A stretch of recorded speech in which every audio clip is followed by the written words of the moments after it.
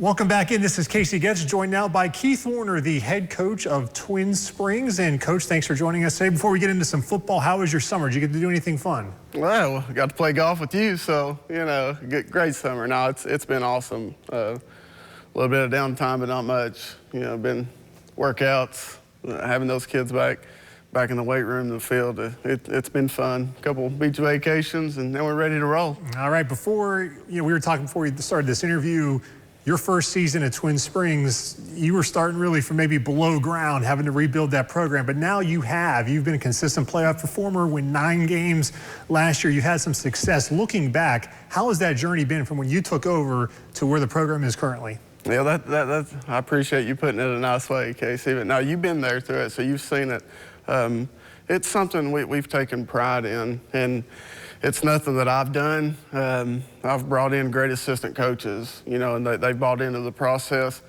And then when you put that with kids and parents that have bought in and that trust me with their kids, it's a recipe for success. So, it's not X's and O's. It's things off the field within the community, our Little League programs. And, we've just been fortunate with really good kids. And parents also, it starts with parents that have bought in. So I got to credit a lot of that success to them. Again, last year you lost to Rye Cove in the playoffs, also the regular season. Had 9 wins though. When you look at this year's team, I know at a school your size, when you have maybe a big class, it could be a big difference losing a senior class. But what do you have coming back this year? We've got some kids coming back. We did, no doubt about it. We did. We lost a ton. We lost a lot of our scoring. We lost a lot of our line. But, we got guys coming back. Clay Ross, is going to step into that quarterback spot. You talk about Zach Sykes, that's going to be a leader, step up and anchor that line.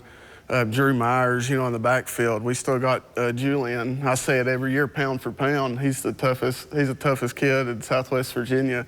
So, we've got players. Brendan Weddle's going to step up on the outside for us. So those guys that have learned and watched, it's their time to go, and they're taking that and they're running with it. So it's good to see. What kind of difference is it for the kids, as you mentioned, who have learned and watched, but they've learned and watched success, while the kids who have just graduated or maybe did a year or two ago, when they were coming up, there wasn't much success for them to see? How much of a difference does that make?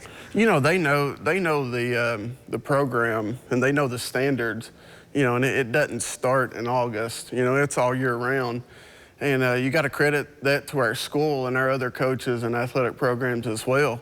But those guys, they've seen that. They know what's expected of them. And, I'll give a shout out to our other athletic, sports. From sport to sport, they're held accountable by our coaches. And we just got great coaches in line. And, as far as a football aspect, they've been very fortunate to see good leadership, good teams, how they do it the right way, how they practice the right way, how they handle themselves in the locker room, in the community, and those little things pay off. Now we're going to see Twin Springs on Friday Night Rivals this year, October the 18th, when they travel to Eastside for a big Cumberland District showdown. I know that's a long way away, but that should be a big game in the Cumberland District. It is when you guys play Eastside anytime. Oh yeah, Rhodes and I, we're good buddies, so it makes it, you and I talked about it, it makes it fun, when you get to play one of your best friends in the coaching aspect of it. But, as far as Eastside from a rival game, in every sport, it's Eastside, you want in Twin Springs, so it's a good atmosphere.